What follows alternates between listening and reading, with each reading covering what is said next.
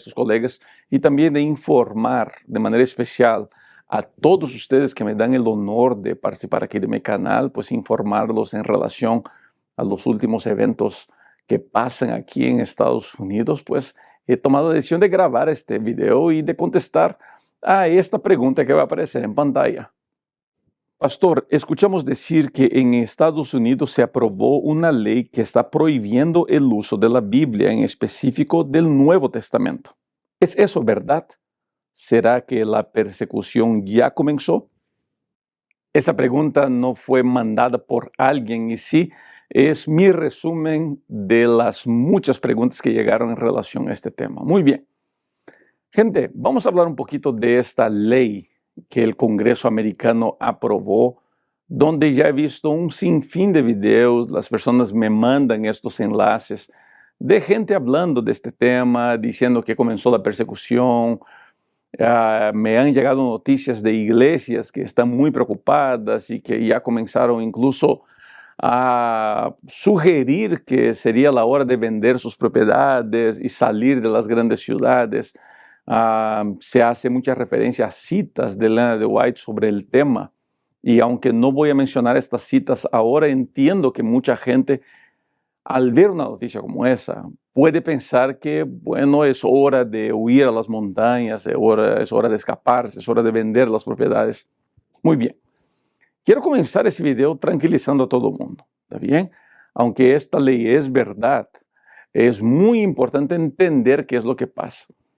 En tiempos de Internet es muy común repetir, y eso es muy común, ¿está bien, gente? En todos los lados del espectro político, sea del espectro religioso, es muy común repetir una información que me dieron sin asegurarme de que esa información sea verdadera.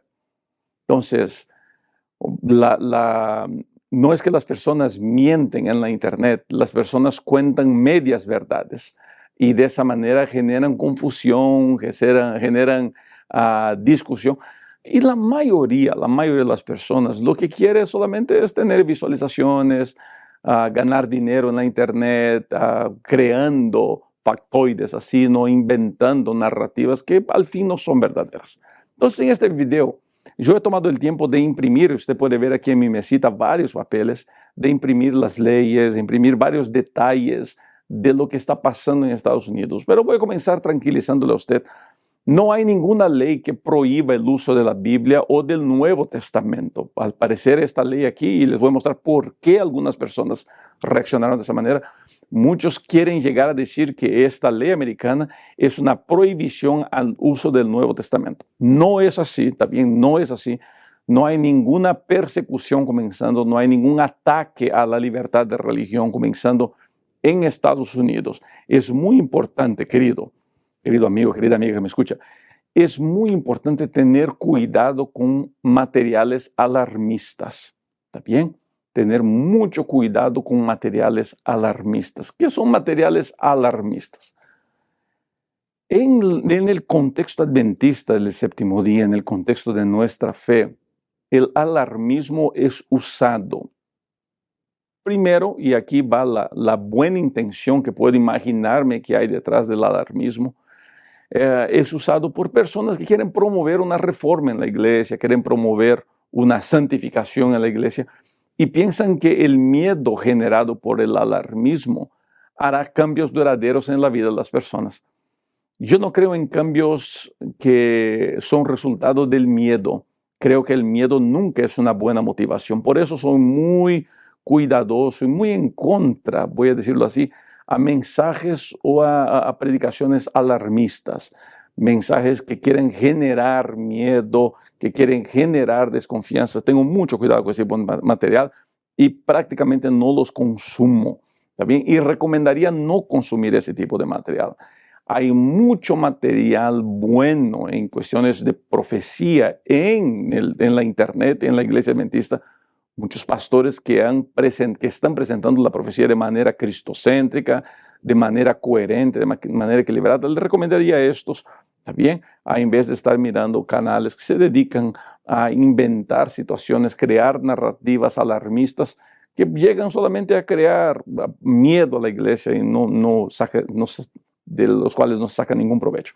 Otra razón por las cuales las personas quieren hacer este tipo de material alarmista es para generar contenido en la internet, generar visualizaciones en la internet, y muchas veces incluso, y eso ya ha pasado en la historia de la iglesia, muchos acaban queriendo sacar dinero de la gente usando del miedo, ¿no? Es famoso la historia en los años 90 de un pastor en Latinoamérica que logró convencer mucha gente de vender sus propiedades y darle a él el dinero para la predicación del evangelio, supuestamente, ¿no? Para la predicación, para la compra de materiales, y muchos llegaron a vender sus propiedades y dárselos a esa persona que se decía pastor, y tristemente esa persona terminó defraudando a mucha gente.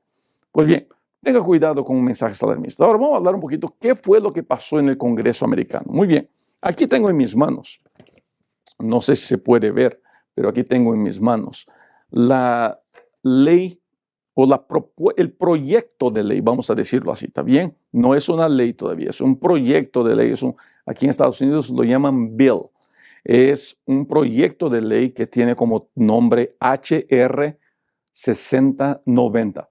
Usted puede buscar eso en internet y va a encontrar el texto original. El texto tiene 6 páginas. ¿De qué se trata la propuesta de ley HR 6090?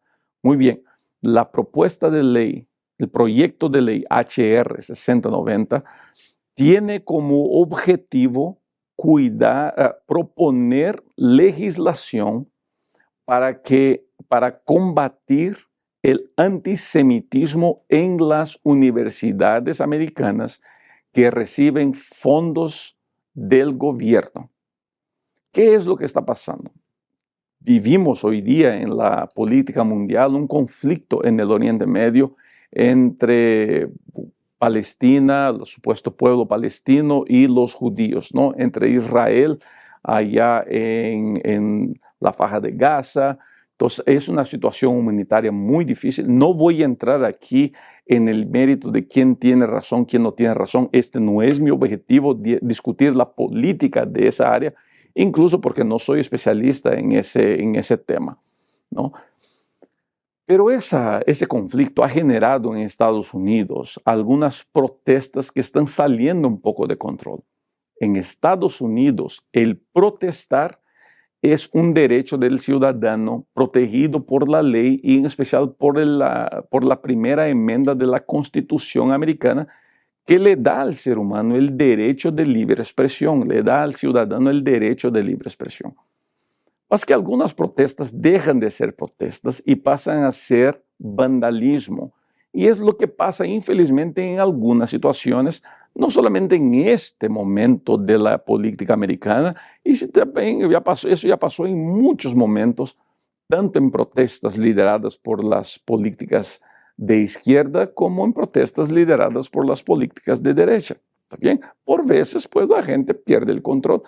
Y es lo que al parecer está pasando en algunas universidades, donde las protestas están llegando a ser casi como discursos de odio en relación al pueblo judío. Entonces, la Casa de los Representantes, HR, viene del House of Representatives, que es la Casa de los Representantes, los congresistas americanos. Se propuso esta ley para ampliar la definición de qué es antisemitismo, de qué sería discurso de odio en relación al pueblo judío. Entonces, permítame usar mis lentes aquí. El proyecto de ley se llama Anti-Semitism Awareness Act, o sea, es como decir, bueno, usted que habla el inglés mejor que yo puede poner en los comentarios cuál sería la mejor traducción para awareness, pero es como un proyecto de ley para un mejor entendimiento de qué es el antisemitismo. Es el título de este proyecto de ley. ¿Cuál es la base de este proyecto de ley? Muy bien, la base de este proyecto de ley es aprobar en nivel federal el uso de la definición de antisemitismo, de una definición propuesta por un organismo internacional. Permítame leer aquí. La idea es usar como definición de antisemitismo la definición propuesta por la Alianza Internacional de ¿cómo se dice recuerdo aquí?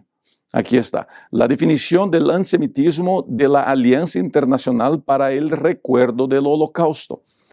Y aquí es donde está el conflicto que se ha creado con este proyecto de ley.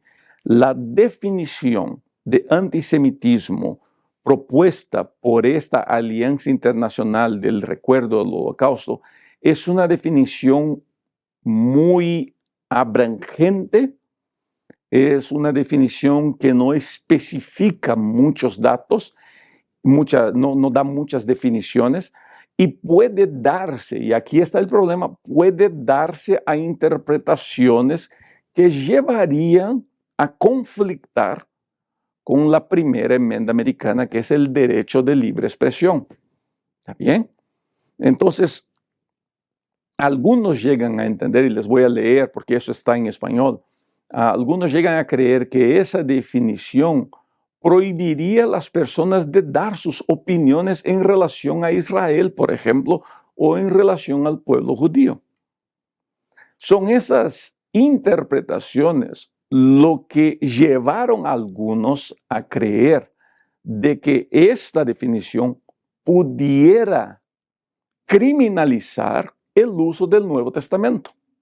Y gente, es aquí donde está el problema que tenemos que entender. Entonces, no voy a poner en pantalla, pero voy a dejar en la descripción de este video el enlace tanto para el proyecto de ley, que infelizmente solamente lo tengo en inglés, pero también les voy a dejar el enlace para que ustedes puedan leer la definición de antisemitismo de la Alianza Internacional para el Recuerdo del Holocausto, porque toda esta conversación es por este problema, por el antisemitismo que al parecer está volviendo a crecer en Estados Unidos. ¿Está bien?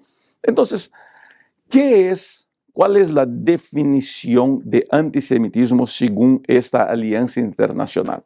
Bueno, la definición de ellos de antisemitismo es esta aquí. El antisemitismo es una cierta percepción de los judíos que puede expresarse como el odio a los judíos. Las manifestaciones físicas y retóricas del antisemitismo se dirigen a las personas judías o no judías y, diagonal, o a sus bienes, a las instituciones de la comunidad judía y a sus lugares de culto. Esta definición no presenta ningún problema. Esta definición me parece una definición lógica, que está bien. Vuelvo a repetir, no soy especialista en temas antisemitas o judíos, pero en mi lectura laica de este punto, la definición me parece razonable. Ahora, ¿dónde comienza el problema para los que están usando de este material para decir que el Congreso americano está prohibiendo el Nuevo Testamento? Y ahí otra vez vuelvo al primer punto que hice. Tenemos que tener mucho cuidado con mensajes alarmistas o con la repetición. Hay mucha gente en la internet que no son otra cosa sino, ¿cómo se dice? Pericos. No son los pericos, como son ese más grande que repite lo que escucha en la casa. En portugués lo decimos papagayo, ¿no? El parrot en inglés. ¿Cómo se dice? ¿Cómo se traduce parrot en español? Pues en los comentarios ayude a este servidor que todavía no ha aprendido a hablar bien el español. Algunos son así, no repiten, pero no se tienen el trabajo de leer un poquito. Y queridos, ya les dije eso, voy a repetir una vez más. La lectura es una llave que te abre puertas que nunca imaginaste que pudieras cruzarlas. Muy bien. ¿Cuál es el problema aquí? El problema es que la Alianza Internacional no se detiene en la definición. Ellos dicen así en su documento que está en su página web de ellos. Otra vez voy a dejar el enlace con este texto en español en la descripción del video. Ellos siguen diciendo así: para orientar a la IHRA en su trabajo, Los siguientes ejemplos pueden resultar ilustrativos. Y aquí, queridos, es donde está el problema. En estos ejemplos que ellos usan para ilustrar la aplicación de la ley. Entonces ellos van a dar aquí en su documento algunos ejemplos. Y hay un ejemplo que, si no es bien entendido, puede dar a entender de que esto pide la criminalización del Nuevo Testamento. Voy a leer qué es lo que dice el documento de ellos.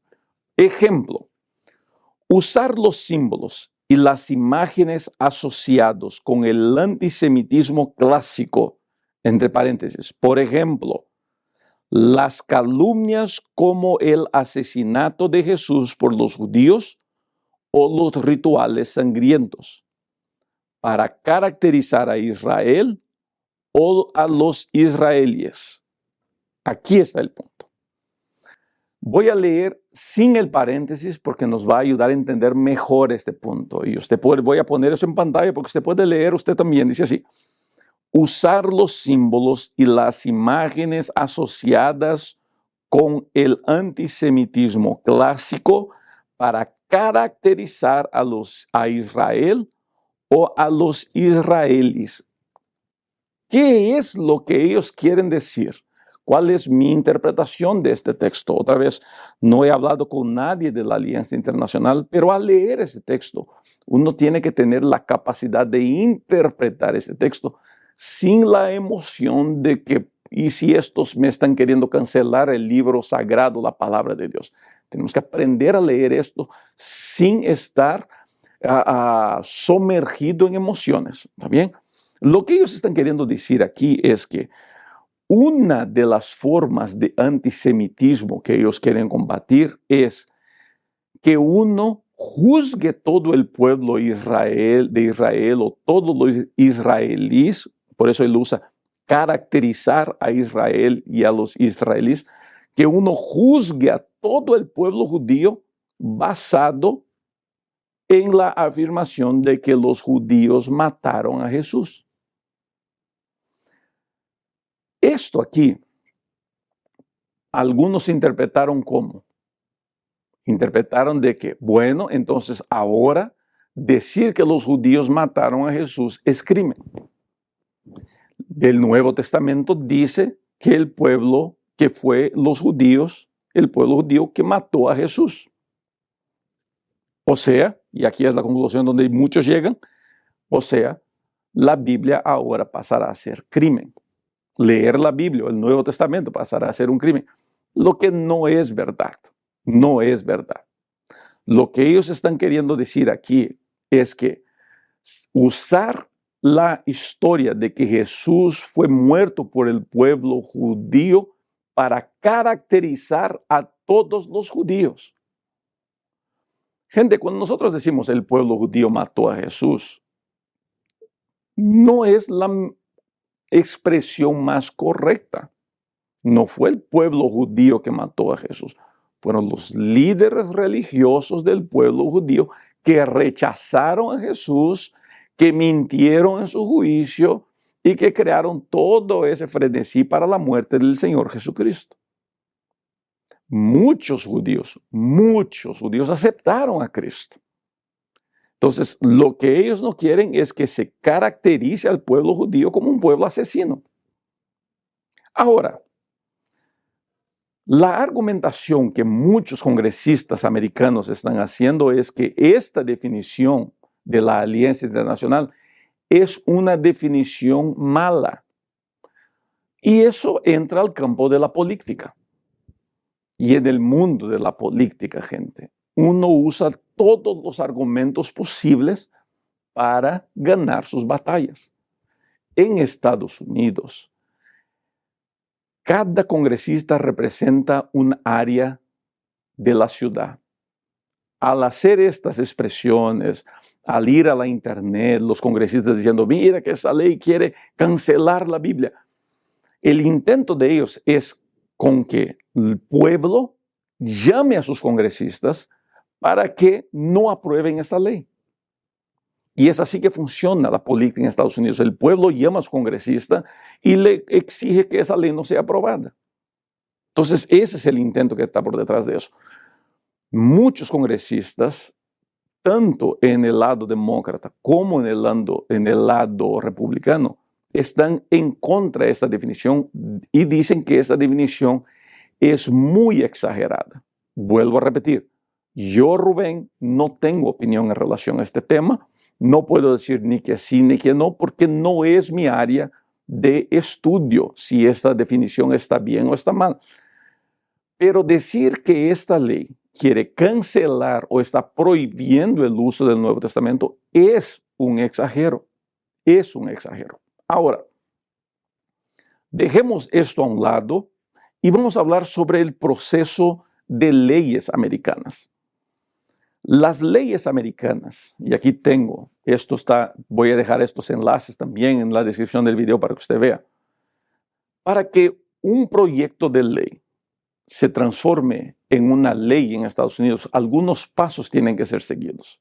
Entonces, primero, la propuesta tiene que ser presentada. Alguien tiene que presentar esta propuesta. Después, esta propuesta es asignada a un comité que estudia estos casos.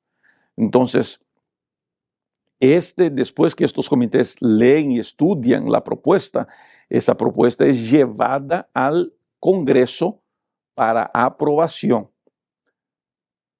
Después, entonces, el Congreso puede o no aprobar. Si el Congreso aprueba eso, entonces eso va al Senado. En el Senado va un otro comité. Del comité vuelve al Senado y al Congreso para que puedan dialogar sobre el texto final. Y entonces el Senado aprobando eso, esto va a manos del presidente de la República Americana, de la República de Estados Unidos, y el presidente puede firmar el proyecto de ley y transformarlo en ley, o el presidente americano puede vetar ese proyecto de ley, y eso vuelve al Congreso, y para que esto que fue vetado pueda volver a ser ley, tiene que ser aprobado por 2/3 de la Casa de los Representativos, de los representantes, de los congresistas. ¿También? Si por casualidad el presidente no firme esta ley y la Casa de los Representantes no está trabajando, está en un receso, está en un feriado, no está trabajando, esta ley, este proyecto de ley pierde su validez. Entonces, ¿dónde estamos en este proceso? En estos 7 pasos, que son pasos que llevan bastante tiempo, estamos recién llegando, deja ver a dónde, y recién llegamos al paso número 4. Ahora este proyecto tiene que dar otros 3 pasos que son lentos y que llevan un tiempo. Otra vez algunos congresistas se quejaron de que los primeros 2, que el segundo y el tercer paso fueron dados de manera muy rápida y no hubo tiempo hábil para poder dialogar y estudiar el proyecto. Vuelvo a repetir, en estas cuestiones de política yo no voy a entrar, no quiero opinar, no doy opiniones políticas, ¿está bien? Aquí tengo un calendario de la votación de este proyecto que dice que el último paso que fue dado fue el día 2 de mayo, donde en el Senado americano se recibió ese proyecto y no hay perspectivas de cuándo esto va a venir a ser estudiado. Si en la próxima semana o en el próximo mes, en los próximos 3 meses, no tenemos ese tipo de información. ¿Está bien? O sea, gente linda, gente querida. Vamos a volver aquí. Ya estoy avanzando bastante con tiempo. Entonces, contestando la pregunta. Todo este movimiento tiene que ver con los últimos días. Este movimiento de esta ley no tiene que ver con los últimos días.